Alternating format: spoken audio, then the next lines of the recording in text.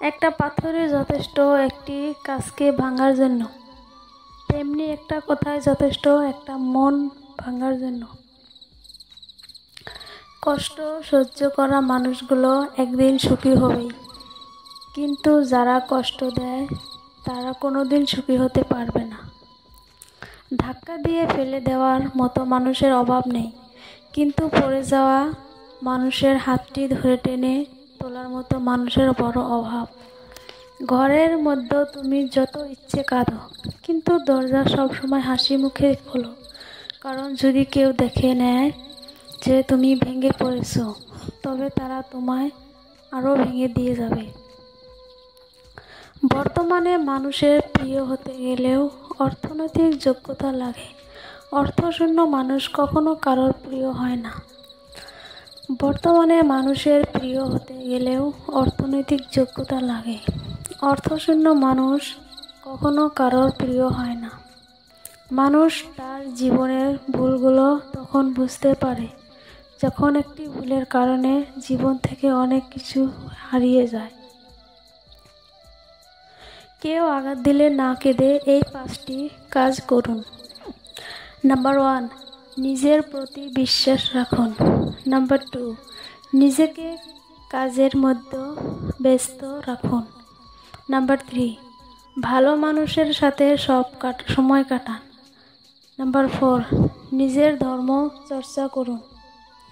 Number 5, মায়ের সাথে বন্ধুত্বপূর্ণ সম্পর্ক গড়ে তুলুন, কারণ এই পৃথিবীতে মাই একমাত্র ব্যক্তি যিনি নিঃস্বার্থভাবে আপনাকে ভালোবাসেন।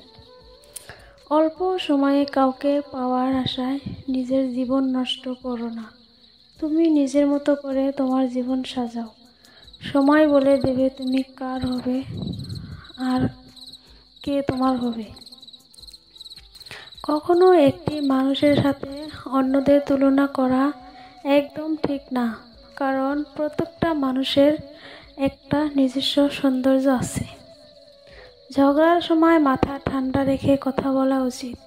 মনে রাখবেন, ঝগড়া হয়তো এক সময় মিটে যায়, কিন্তু হৃদয় ছিঁড়ে রক্তক্ষরণের মতো কথাগুলো কোনোদিন মিটে না। টাকাই পুরুষের একমাত্র দামি পারফিউম, যা শুধু নারীকেই নয়, আশেপাশের মানুষের আকর্ষণের কেন্দ্রবিন্দুতে রাখতে পারে। যে ব্যক্তি কাউকে কখনো ঠকায়নি, সে ব্যক্তি সবার আগে ঠকে।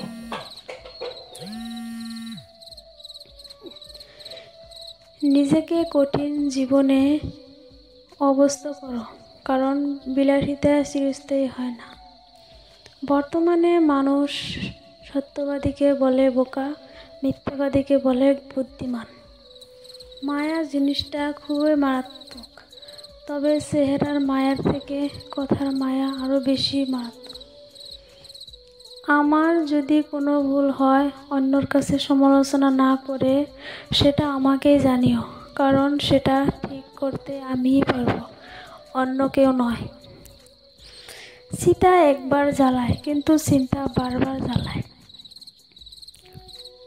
বাঘ সামনে লাফানোর জন্য এক পা পিছিয়ে যায়, ঠিক তেমনি জীবন যখন আপনাকে পিছিয়ে দেবে তখন ভেঙে পড়বেন না। আসলে জীবন আপনাকে আরও সামনের দিকে এগিয়ে যাওয়ার জন্য সুযোগ করে দেয়। ছোটবেলায় আমরা পেন্সিল ব্যবহার করতাম, আর এখন কলম ব্যবহার করি, কারণ ছোটবেলার ভুলগুলো সংশোধনযোগ্য, কিন্তু বড়বেলার ভুলগুলো নয়। আঘাত ভোলা সহজ, কিন্তু অপমান ভোলা সহজ নয়। হাতের রেখায় মানুষের ভাগ্য থাকে না, মানুষের ভাগ্য থাকে মানুষের কর্মে। কোনো কাজে হাল ছেড়ে দিও না। মনে রেখো, কাজটা যদি সহজ হতো তাহলে সবাই তা করত। মুখে যাদের মধু ঝরে, পিঠে তারাই আগে ছুরি মারে। তুমি কতটা সুন্দর সেটা তোমার রূপ দেখে নয়, তোমার মন দেখে বোঝা যায়। তুমি কতটা শিক্ষিত সেটা তোমার ডিগ্রি দেখে নয়, তোমার ব্যবহারে তা প্রকাশ পাবে।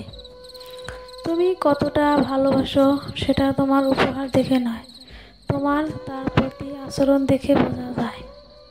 মূর্খ লোক সম্পদের জন্য অন্তরের শান্তি বিসর্জন দেয়, আর বুদ্ধিমান ব্যক্তি মনের শান্তির জন্য সম্পদ লুটিয়ে দেয়। টাকাহীন পুরুষ, সৌন্দর্যহীন নারী, আসলে এদের কোনো মূল্য নেই। এরা সবসময় অবহেলিত হয়, কখনো সমাজের কাছে আর কখনো নিজের সবচেয়ে আপন মানুষগুলোর কাছেই। লোকে তোমার প্রশংসা করলে যদি তুমি খুশি না হও, তবে লোকে তোমার নিন্দা করলে তুমি দুঃখ পেও না, কারণ লোকের কথায় কয়লা কখনো শোনা হয় না। আর বাবা হলো এমন একটা ক্রেডিট কার্ড যেটা দিয়ে আমরা পৃথিবীর সমস্ত সুখ কিনতে পারি। পারলে মিথ্যে বলার অভ্যাসটা বাদ দিও, হয়তো তোমার মিথ্যে একদিন তোমার জীবন ধ্বংসের কারণ হয়ে দাঁড়াবে। মধুর চেয়েও মিষ্টি মুখের কথাগুলো নুনের চেয়েও তেতো হতে খুব বেশি সময় লাগে না। কিছু মানুষ কখনো কোনো দিন আপন হবে না জেনেও আমরা তাদের ভালোবেসে যাই, হয়তো এটাই আমাদের নিঃস্বার্থ ভালোবাসা। যে নিজের ঘরেই মূল্যহীন, পুরো পৃথিবীর কাছে তার মূল্য থাকলেও নিজেকে নিজস্ব বলে মনে হয়।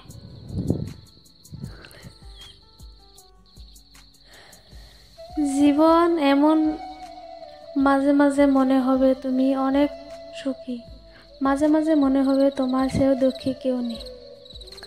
আমাদের শত ভুল সত্ত্বেও নিজেদের আমরা ভালোবাসি, কিন্তু অন্যর করা একটি বা দুটি ভুলের কারণে কেন আমরা তাদের ঘৃণা করি? রাগী মানুষগুলো রাগের জন্য জীবনের অনেক গুরুত্বপূর্ণ জিনিস হারিয়ে ফেলে। জীবনে এমন কিছু মুহূর্ত আসে, নীরব হয়ে দেখা ছাড়া আর কিছু করার থাকে না।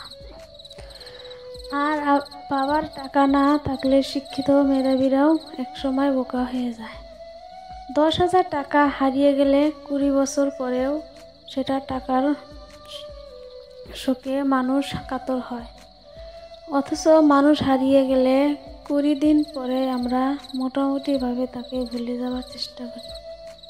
কেউ আপনার মনটাকে ভেঙে চুরমার করে দিয়েছে, একটু ধৈর্য ধরুন, পারলে ভাঙা মন নিয়ে নীরব থাকুন, কারণ সৃষ্টিকর্তা ভাঙা জিনিস পছন্দ করে এবং অনেক যত্ন করে পুনরায় মেরামত করে।